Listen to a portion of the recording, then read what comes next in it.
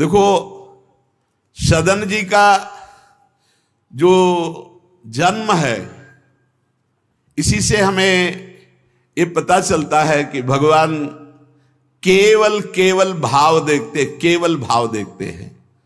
सदन कसाई ताकि नीकी कसियाई, जैसे बाराबानी सोने की कसौटी कसियाई है। जीव को न बध करें ए पे कुलाचार ढरें, बेचे मांस लाए प्रीति हरि सो लगाई है। गंडकी को सुत बिन जाने तासों तोल्यो करे, भरे दृग साधुआनि पूजे पे न भाई है। कही निशि सुपने में वाही ठोर मुंह को देवो, सुनो गुण गान रीझो ही की सच्चाई है। सदन जी का जन्म कहां हुआ? कसाई कुल में, जहां पशुओं का वध करना एक स्वाभाविक वृत्ति है। निंदनीय किसी भी जीव की हिंसा करना निंदनीय कार्य है। देखो, पर कभी कभी ऐसे महापुरुषों का प्रभाव प्रकाशित होता है कि कुल कर्म छू भी नहीं सकते। सदन जी जैसे स्वर्ण कसौटी पे कसा जाए तो खरा निकले, ऐसे खरे महाभागवत थे। उनके हृदय में एक बार कुछ रिश्ते नातेदार आए, बच्चे ही थे, तो पिता एक छोटा बछड़ा लाए थे। वहां तो कटते ही रहते थे। पिता ने कहा कि ज्यादा तो इसमें मांस नहीं, इसकी टांगों में मांस से पहले तो फिर अपने अतिथि का स्वागत करते हैं। सदन जी ने जब सुना उसके पास गए तो लिपट कर रोए। बच्चे थे, बछड़े से, ऐसा ऐसा मेरे पिताजी कह रहे हैं तुम्हें काटा जाएगा, और ऐसे दुलार कर रहे थे।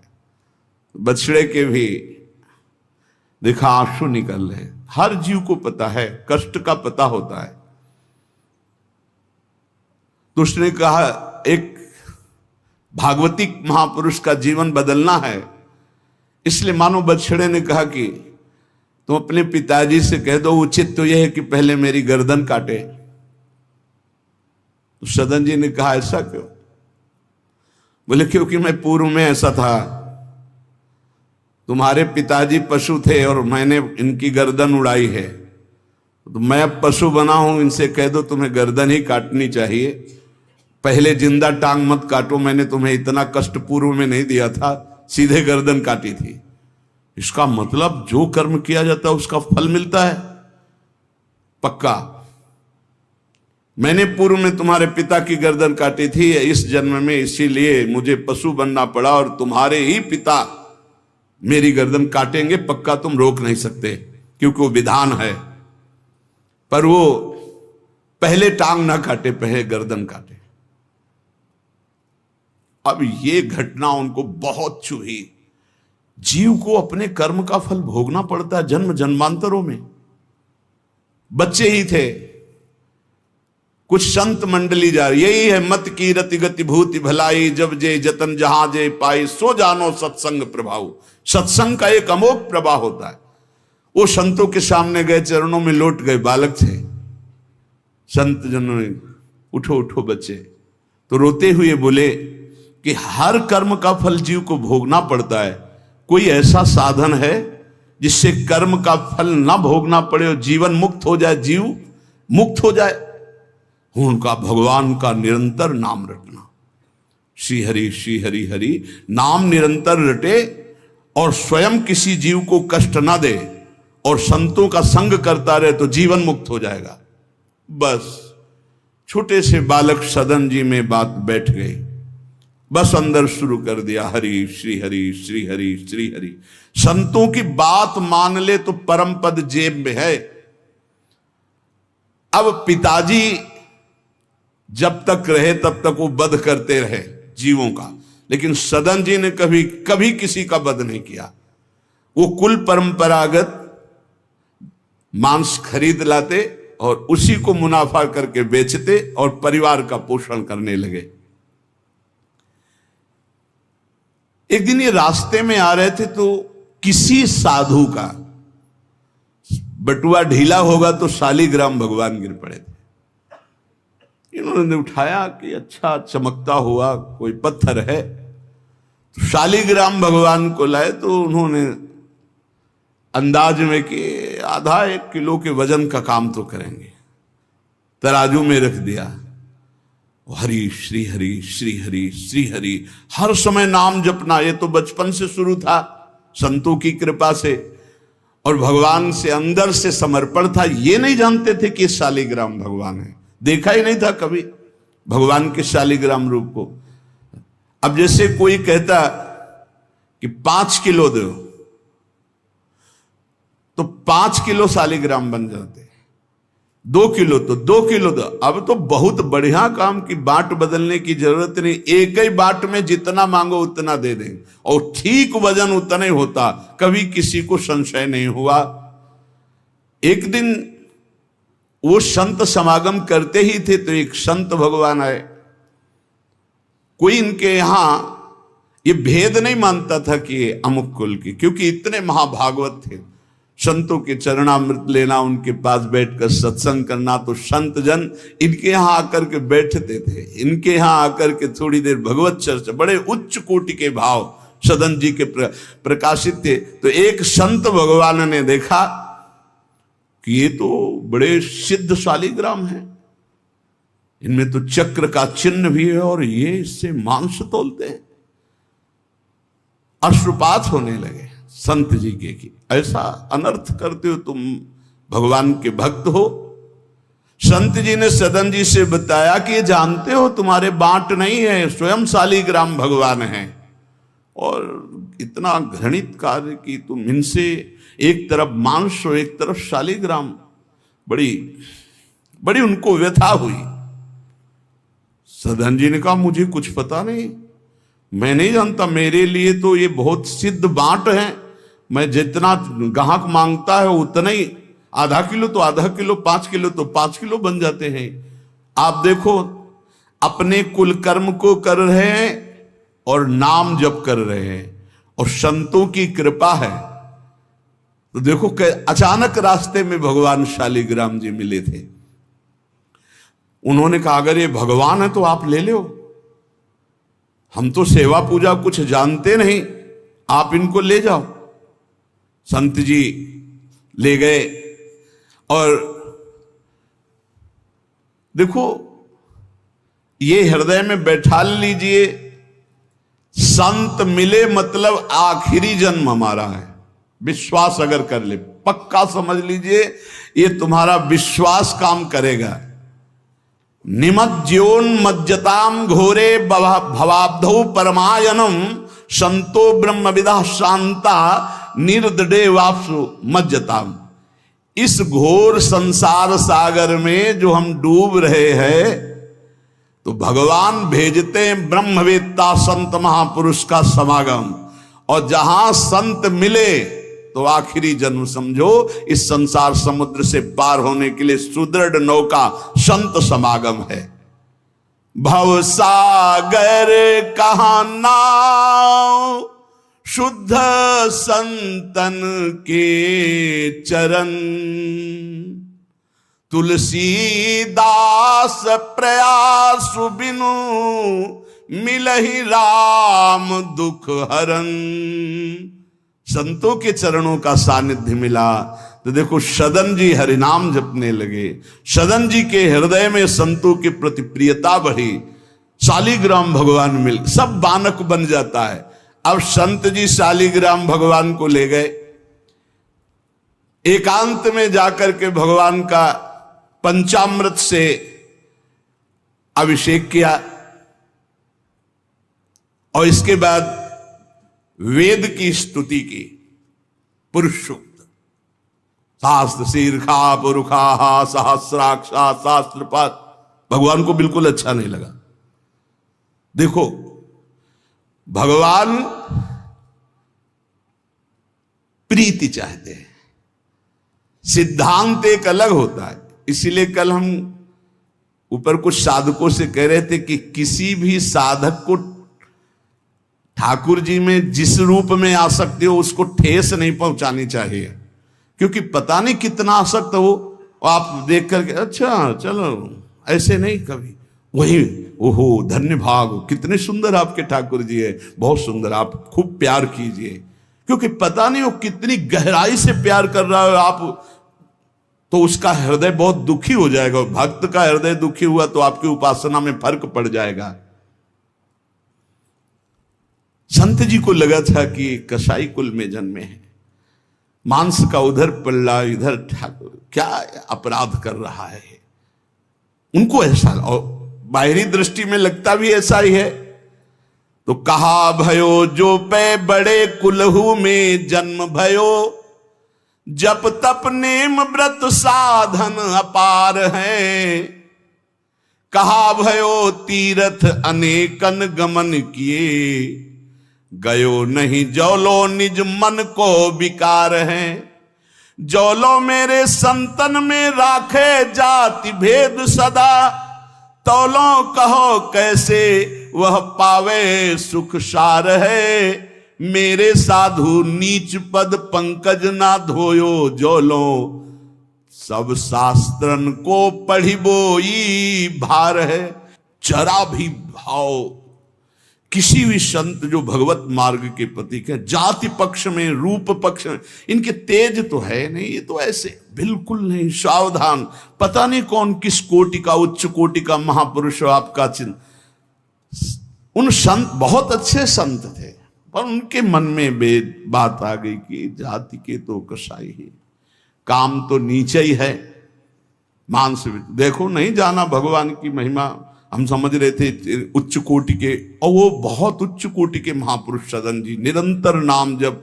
और एक खास बात थी सदन जी में, दैन्यता, कि मैं तो किसी योग्य नहीं, और उनको पता भी नहीं था कि शालिग्राम भगवान है। तो लेके आयो साधु मैं तो बड़ो अपराध कियो अभिषेक सेवा करी पे न भाई है। ये तो प्रभु रीझे तो पे जोई चाहो सोई, करो गरो भरी आयो सुनिमति बिसराई है। तेई हरि उरधारी डारी दियो कुलाचार, चले जगन्नाथ देव चाह उपजाई है। मिले एक संग संग जात वे सुगात सब, तब आप दूर दूर रहे जान पाई है। संत जी ने बड़ा अभिषेक किया, वेद स्तुति की, भगवान को भोग लगाया, बड़ी प्रसन्नता से उच्च सिंहासन पर विराजमान किया। भगवान उसी समय आकाशवाणी हुई, ए साधु मुझे ये तुम्हारी वेद स्तुति बिल्कुल पसंद नहीं, तुम्हारा ये पंचामृत स्नान भोग ये सब, तुम मेरे भक्त पर नीच बुद्धि करके मुझे लाए हो ना, ये मुझे तुम क्या समझते हो? वेद मेरी श्वासों से ही तो प्रकट हुए हैं। वेद क्या है? भगवान की श्वासों से वेद का प्रादुर्भाव हुआ है।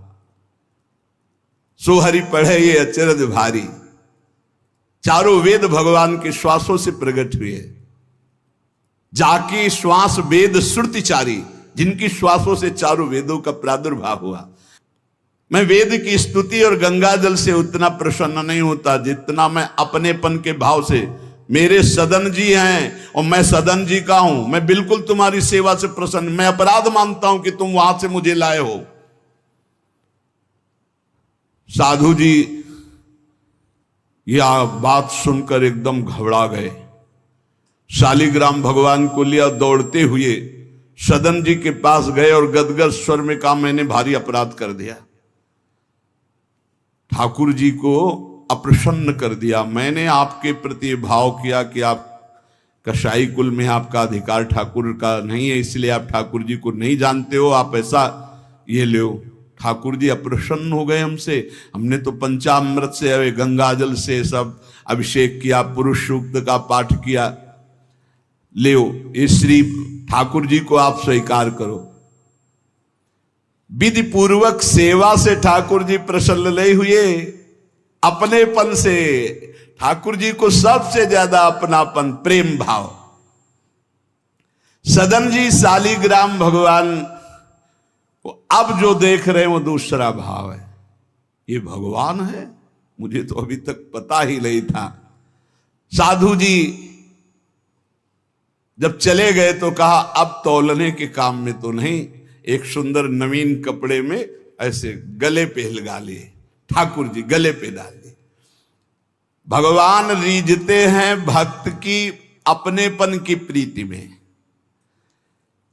जो चाहे वो प्राप्त कर सकता है, सिर्फ अपनापन प्रभु को चाहिए। हम यही कहते हैं बार बार कि अपनेपन पे कुल्हाड़ मत चलाओ, विश्वास पर कुल्हाड़ मत चलाओ। साधना बने ना बने, लेकिन हमारे माई श्यामाजू को राज पार हो जाओगे, हमारी बात मान लो। श्री जी सिर्फ अपनेपन को देखती हैं, सिर्फ अपनेपन को। अवगुण करे समुद्र सम गणत ना अपनो जान, राय के संभजन को मानत मेरु समान। श्री सदन जी ने निज हृदय से लगाया और आंसू बहने लगे कि प्रभु मुझे तो आपका ज्ञान ही नहीं कि आप भगवान हो। आंसुओं से अभिषेक हो रहा। नाथ अभी तक तो मैं आपको जानता नहीं था, बड़ा अपराध हुआ, लेकिन आज मैं, जब आप हमें इतना प्यार करते हैं, जब साधु ने बताया कि मुझे भगवान ने कहा है कि मैं जितना सदन जी को प्यार करता हूं, उनकी मैं भावना से प्रसन्न, तुम्हारी सेवा से नहीं, उनको अद्भुत वैराग्य हो गया। बोले आज के बाद घर परिवार में ही नहीं रुकूंगा, अब केवल भगवान का होकर वैराग्य भाव से जीवन भगवान को समर्पित करता हूं। शालिग्राम जी गले में टांगे और कहा पहली यात्रा जगन्नाथपुरी, पहले जगन्नाथ जी के दर्शन करूंगा जाकर, पूरा जीवन अब भगवान के लिए। भगवान देखो कैसे कृपा करते। बचपन में संतों से उपदेश मिला, नाम जब शुरू किया, ऐसे उच्च कोटि के महात्मा के ऐसा कार्य करने पर भी सब संत उनके यहां जाते थे, और उसका परिणाम हुआ कि घोर वैराग्य युक्त होकर भगवान के अनुराग में घर से चल दिए। श्री सदन जी कुटुंब परिवार कुल व्यापार सब छोड़कर जगन्नाथ जी के दर्शन के लिए चले। कुछ दूर चलने पर यात्रियों का समुदाय दिखाई दिया जो जगन्नाथपुरी जा रहे थे, तो उनके संग हो गए। जब उन लोगों ने, कुछ ने पहचान कर ली कि अरे तो कसाई कुल के हैं, और तो सब दूर दूर छूना भी नहीं चाहते थे। यही बहुत बड़ी चूक हो जाती है, जो भगवान को समर्पित हो जाए उसमें कभी जाति पक्ष ना देखे, नहीं, बहुत बड़ी हानि हो जाती है। राजसूय यज्ञ में स्वपच वाल्मीकि को आदर सहित पवाकर पूर्ण यज्ञ करवाई भगवान ने। ये बात ध्यान रखना है, अपने जात अभिमान में आकर कभी किसी भक्त का अपमान न कर दे कि वो नीच कुल का है, ऐसा कुछ। जब ये देखा सदन जी ने कि ये लोग घृणा करते हमसे, तो खुद अलग हो गए। सदन जी बड़े पुलकित है कि आज जगन्नाथ जी के दर्शन होंगे। एक जगह देखा, गौएं पानी पीने के लिए लालायित हैं, तो एक आदमी बाल्टी से पानी निकाल तो गौओं को डंडा मारने लगा। सदन जी ने कहा क्यों, पानी क्यों नहीं पीने देते? तो बोले इतना गहरा कुआं है, घसीटने से हमारे हाथ दर्द होते, अपने घर के लिए ले जाएंगे कि इनको पिलाएंगे? तो उनका अगर आप कृपा करें कुछ समय हमें दे दें बाल्टी और मैं भरूं, तो बोले मुझे फिर कोई परेशानी नहीं। भर भर करके 2500 गाय थी, सबको पानी पिलाया। शाम हो गई, पानी खींचने में पिलाने में समय लगा, तो उन्होंने सोचा गांव में भिक्षा मांग लेते हैं और आज रात्रि कहीं एकांतवास कर लेते हैं, सुबह जगन्नाथ जी के दर्शन करेंगे। तो आयो मग गांव भिक्षा ले नई ठाव गयो, नयो रूप देखी को तियारी जी परी है, बैठो या ही ठौर करो भोजन निहोरी कहो, रहो निसि सोई आई मेरी मति हरी है, ले वो मुंह को संग गरो काटो तो न होए रंग, बूझी और काटी पति ग्रीव पे न डरी है, कही अब पागो मोशो ना तो कौन तो सो मोसो सुर करी उठी इन मार्यो भीर करी है। बहुत कठिन है वैराग्य लेकर भगवान के मार्ग में परम दयालु स्वभाव श्री सदन जी जगन्नाथ जी के दर्शन करने। रास्ते में एक घर में आवाज लगाई भिक्षाम दे। भगवान की लीला, एक स्त्री निकली भिक्षा लेकर, देखा रूप। तो जो भगवान का नाम जप करते हैं, भगवान आश्रित होते हैं, उनका रूप अलौकिक होने लगता है। एक दिव्य आकर्षण होता है जो सबके चित्त को आह्लाद प्रदान करता है, क्योंकि आनंद स्वरूप भगवान का निरंतर चिंतन होता है। उसके प्रभाव से मुखाकृति में एक अद्भुत लावण्य, एक अद्भुत आकर्षण होता है। वो स्त्री ने देखा कि नवयुवक भिक्षुक तेजस्वी, वो रीझ गई, देखते ही रीझ गई। और उसने कहा कहीं मांगने की जरूरत नहीं, आप यहां बैठो और भोजन करो। सदन जी ने कहा हमें पाना तो है ही, जब आप पवाने के लिए कह रही तो पवा दीजिए। स्वाभाविक, क्योंकि अभी वैराग्य मार्ग में निकले। उस स्त्री ने प्रार्थना की, भोजन बना के पवाया और कहा प्रभु यदि आज रात्रि यहीं विश्राम कर लें तो आपको क्या, सुबह जगन्नाथपुरी चले जाइए। आपने उस स्त्री के विशेष आग्रह को स्वीकार करके उसके घर में शयन करना स्वीकार कर लिया। जब उसके पति सो गए तो रात्रि में उठ करके आई और आपके पास आकर बोली कि मैं आपको देख करके काम से पीड़ित हो चुकी हूं, अतः आप मुझे स्वीकार कीजिए और मैं सदा सदा के लिए आपके साथ के लिए चल दूंगी। सदन जी ने कहा यदि तू मेरा गला भी काट डाले तो भी मैं तुझे स्पर्श नहीं कर सकता, क्योंकि तेरा पति है। अच्छा, उसने गलत अर्थ ले लिया। उसके भाव में आया कि अगर पति है तो ये स्पर्श नहीं करेंगे, अगर पति ना हो तो स्वीकार कर लेंगे। कोवा मदांधो मदना तो रोवा, अंधों में भी अंधा कौन है, बोले जिसमें काम जागृत हो जाए। वो ऐसे काम से व्याकुल हो गई कि सोते हुए अपने पति का बिल्कुल भी प्रियता न रखते हुए गला काट दिया और आकर बोली सदन जी से कि अब मुझे स्वीकार करो, आपको पति का भय था ना, गला काट दिया। सदन जी ने कहा कि तू कितनी नीच है, जब तू अपने पति का गला काट दिया तो तू कितनी नीच है, इतना सोचा है? वैसे ही मैं तुझे स्पर्श नहीं करता, अब तो तुझे देखना भी नहीं। तो स्त्री ने कहा मुझे ऐसा मत समझो कि मैं तुम्हें भी बख्श दूंगी, तेरे कारण मैंने अपने पति का गला काटा है, तो फिर तू भी नहीं बच सकता। तो सदन जी ने कहा क्या कर सकती हो? तो उसने कहा मुझे स्वीकार करो, नहीं उच्च स्वर से अभी हल्ला मचाती हूं। माया का विचित्र तांडव,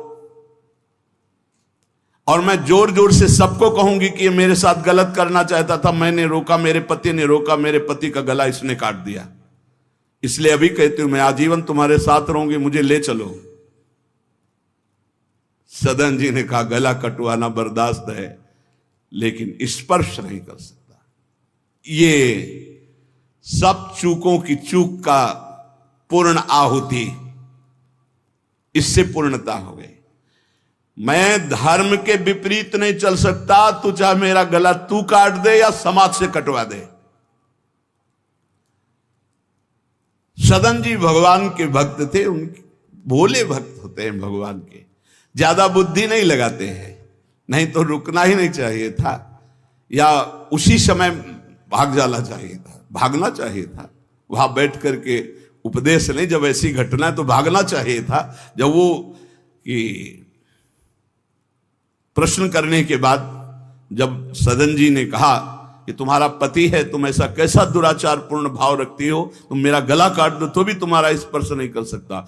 अब तो उसने देखा कि ये हल्ला मचा दिया, दौड़ो दौड़ो, देखो ये ऐसा ऐसा। अब गांव के लोग इकट्ठा हो गए, तुरंत बंदी बनाए गए सदन जी। वहां कौन सुने सदन जी, कौन सुनता है, भीड़ में कोई सुनता है। कड़ा शासन बादशाह का था, उनके सामने पेश किया गया। हाकिम पकड़ पूछे कहे हंसी मार्यो हम, डार्यो सोच भारी कही हाथ कत डारी। कट्यो कर चले हरि रंग मांझ ढिले, मानी जानी कछ चूक मेरी यह उर्धारिये। जगन्नाथ देव आगे पालकी पठाई लेन, साधना सो भक्त कहा चढ़े ना विचारिये। चढ़ी आए प्रभु पास सुपनों सो मिट्यो त्रास, बोले दे कसौटी हूं पे भक्ति विस्तारिये। जब सामने बादशाह के पेश किया गया सदन जी को, पूछा गया स्त्री से क्या दोष है इनका। बोले साहब ये हमारे प्रति गलत भाव रख रहे थे, मेरे पति ने मेरी रक्षा की तो इन्होंने पति का वध कर दिया, फिर मेरे साथ तो मैंने हल्ला मचा दिया, फिर ये बंदी बनाकर आपके सामने ले गए। सदन जी से पूछा तो हंस दिया, उस स्त्री की तरफ देख के हंस दिया कि भगवान क्या लीला करना चाहते हो। और सदन से पूछा तुमने ऐसा किया, तो बोले जो ये कह रही वही सत्य है। उन्होंने विचार किया कि जन्म जन्मांतरों में हमारे कोई पाप हैं जिनका निस्तार भगवान करवाना चाहते, नहीं तो ऐसा क्यों लीला करते। उन्होंने कहा जो ये कह रही है वही बात मानी जाए। सहम गई स्त्री कि है क्या, वो भक्त को क्या जाने। विरोध नहीं किया सदन ने, यह है धैर्यवान भगवान के भक्त का। उन्होंने कहा जो ये कह रही है, क्योंकि जो ही प्यारो करे सोई मोहि भावे, जो ये कह रही थी। और लोग समझ रहे कि मामला है। ऐसी सदन जी ने कहा जो ये कह रही वो सत्य है, क्योंकि वो समझ रहे हैं कि भगवान कुछ दंड देना चाहते हैं, तो मैं क्यों बचना चाहूं।